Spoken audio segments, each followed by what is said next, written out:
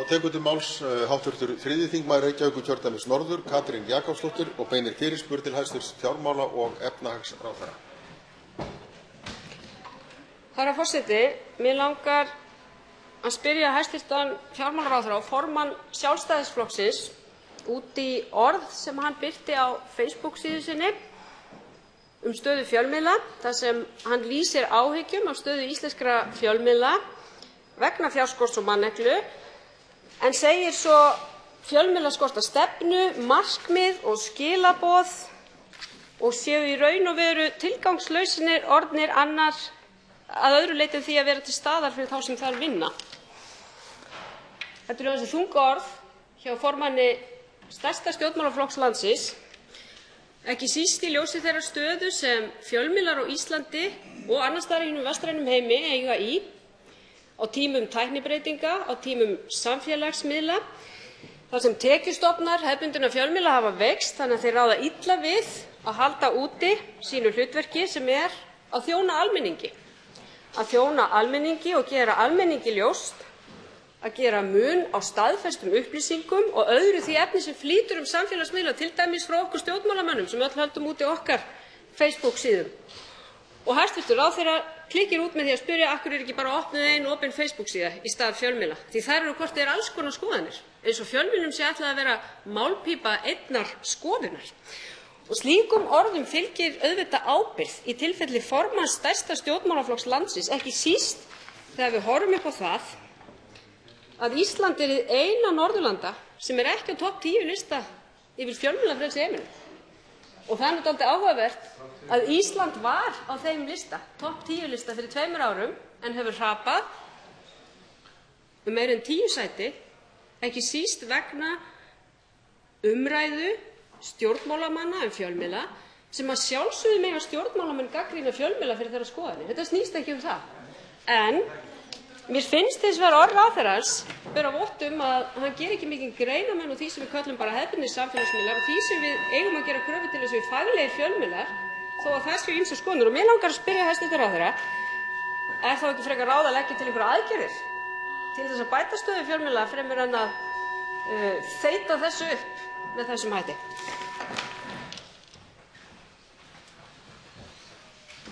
Virðulegi forseti, ég átti erfitt með að skilgreina eitthvað kjarna í þessari fyrirspurn.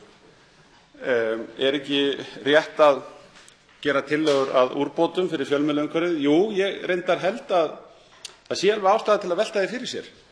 Hvort það kunni ekki að vera svo komið út af tæknibreytingum og öðru sem að hefur gert rekstur fjölmiðlafyrirtækja í landinu, hefur gert þeim erfitt fyrir fjölmiðlafyrirtækjunum, að spyrja sig hvort að það sé eitthvað í ytri umgjörðinni, eitthvað í lagaumhverfinu, skattaumhverfinu mögulega, sem við getum gert til þess að treysta betur umgjörð fjölmiðla á landinu og þar með þann mikilvæga tilgang, vernda þann mikilvæga tilgang sem fjölmiðlar hafa.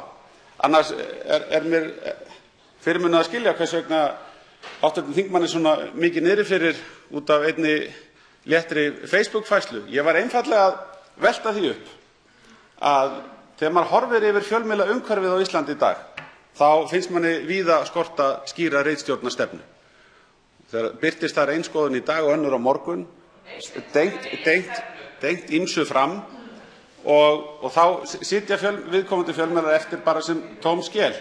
Og ég veit ekki hvers vegna það er sem að þingmenn æsa sig svona mikið upp yfir því að maður opni á þessa umræðu. Er þetta eitthvað sérstakt viðkvæmt málefni fyrir þingmenn hér inni? Ég næ þessu bara ekki. Þetta er bara einföld hugrenning stöðu fjölmiðlanna í landinu og skort á öflugum, sterkum fjölmiðlum með skýr skilaboð. Það sem er eitthvað þráður frá degi til dags. En þeir verði ekki bara gjallarhorn fyrir þá sem að þar starfa. Það er bara mín upplifun og ég ætla ekki að biðja þingmenn hér í þessum þingsal afsökunar á því. Hv. 3. þingmaður Reykjavíkurkjördæmis norður, forseti hefur orðið hér. Hv. 3. þingmaður Reykjavíkurkjördæmis norður, Katrín Jakobsdóttir, tekur til máls.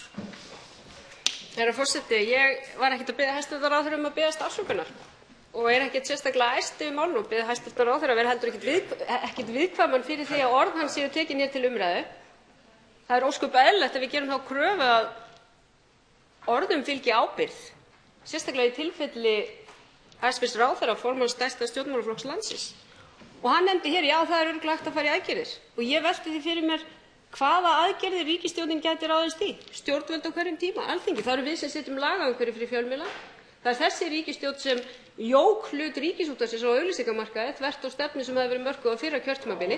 Það er umhugsunarefni fyrir aðra fjölmiðla í landinu að það var ákvörðun þessarar ríkisstjórnar. Hæstv. ráðherra nefnir að það megi kannski eitthvað gera, en viðrar leið þá skoðun að það eigi bara að vera ein pólitísk skoðun á hverju fjölmiðli. Og mér finnst að það eigi ekki að vera ólík skoðun frá degi til dags, sagði hæstv. ráðherra hér áðan. Og þá spyr maður, ef fólk hefur áhyggjur af stöðu fjölmiðla, hvort það væri þá ekki ráð að orða það með uppbyggilegum hætti fremur en að henda því fram inn í fjölmiðla að það væri eins gott að stofna bara eina Facebook-síðu. Fjármála- og efnahagsráðherra Bjarni Benediktsson tekur til máls. Virðulegi forseti, ég ætla að biðja þingmenn að leggja mér ekki orð í munn. Menn geta alveg verið í fjölmiðlarekstri á Íslandi mín vegna og skipt skoðun á hverjum degi og dælt út hvaða dellu sem er. Bara gjöru svo vel. En þá verður það mín upplifun á viðkomandi fjölmiðla, hann sé ekki markverður, sé ekkert mark á því takandi sem það streymir. Þannig að ekki í guðspænum ekki leggja mér þau orð í munn að ég ætlist til að sé einhver tiltekin ritstjórnarstefna eða sérstök pólitík rekin á viðkomandi fjölmiðla, að eigi bara að reka fjölmiðla á Íslandi undir einni pólitískri stefnu. Þetta er allt saman tóm della. Og það sem ég tek eftir er að hv. þingmaður, hann virðist þó vera sammála það að fjölmiðlaumhverfið er erfitt. Það eru miklir veikleikar í fjölmiðlaumhverfinu. Getum við þá ekki bara rætt það? Og var ég ekki einmitt að benda á atriði sem að gætu komið til aðstoðar í fjölmiðlafyrirtækjunum til þess að geta betur ræktað hlutverk sem að við höfum ávallt lagt áherslu á.